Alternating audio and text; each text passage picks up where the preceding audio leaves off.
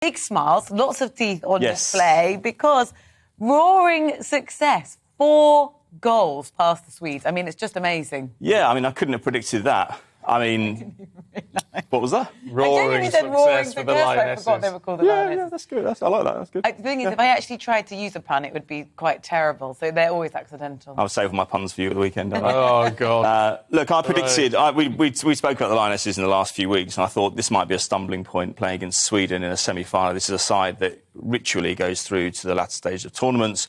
Yes, they had a bit of a mental stumbling block. They struggled to get past this stage, but nonetheless, it was a real test for England.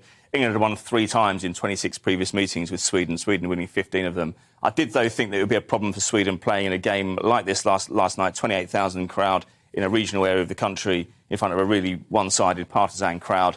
But England made Sweden look distinctly ordinary. Sweden had like 1.5 chances in the first 7 or 8 minutes. We were beginning to worry that England might fall victim to that slow start syndrome, which they've been guilty of earlier in the tournament. But it didn't really matter. After about minute 10, they just seized control in every single department. And there was an impudent back heel in the second half by the substitute, Alessia Russo, which went through the Swedish goalkeeper's legs, which he wouldn't have been happy about. But 4-0, they couldn't have asked for much more than that. And it goes on to tonight, France against Germany. The winners play England on Sunday at Wembley. And if England could do it, it would mark, for me, a trajectory that's lasted since 2015, when we had the World Cup in Canada. England got to the semi-final, they lost to Japan. But after that, I was working in football, and I noticed that women's football just became much more a priority in the minds of editors. They realised that they could make stars out of these people. There was commercial gain as well.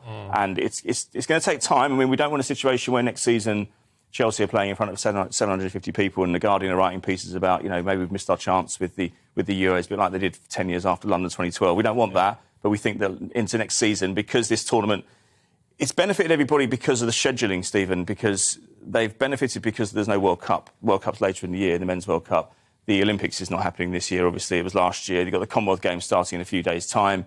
You've got Wimbledon that's done. So the scheduling has definitely helped. It's silly season in terms of politics. Yes, we've got a leadership debate going on, but it's got a lot of coverage, which it might not ordinarily have got, and it's really, really helped them. And you know what? You've got to seize the opportunity, and that's exactly what they've done. Now, I know your favourites for tonight are Germany. Yeah. Now, if there's an England-Germany final on Sunday, that's going to be all the sweeter if we win. If we win, yeah, but we've said that a few times against Germany down the years, both in the men's and the women's. I mean, the women lost in 2009 in the Euros to Germany, so that was, it's not a new thing for England to be getting deep into tournaments, but they've got to kind of move on from their own psychological difficulties, because they've never actually gone and lifted the trophy. They've never won a thing in their lives. Sweden, I mean, last night, a similar problem. They haven't won since 1984. But don't tell me that just because it's different players and different times, it doesn't play on people's mind, because the fact that you and I keep talking about it means they can't forget about it. But their coach, Serena Wiegmann, she won it 5 years ago with the Netherlands. She's bringing that tournament, that class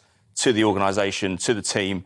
And I think they'll do it on Sunday, irrespective of who they play. They've conceded 1 goal all tournament. But there is a genuine difference in momentum behind the team this time. Without question. I mean, look, it has been growing in the last, 7 years. I've noticed it certainly exponentially, but it's different now. It's getting on the front page of newspapers. It's getting prime-time slots on television. And the players are recognisable. And they're playing at home. They're playing at home. That makes all the difference. I mean, Sweden would have fancied their chances much more in a more rarefied atmosphere somewhere else in Europe. But as I said to you earlier on, I didn't think they looked like a second-best team in the world, but England made them look very, very average, very underwhelming.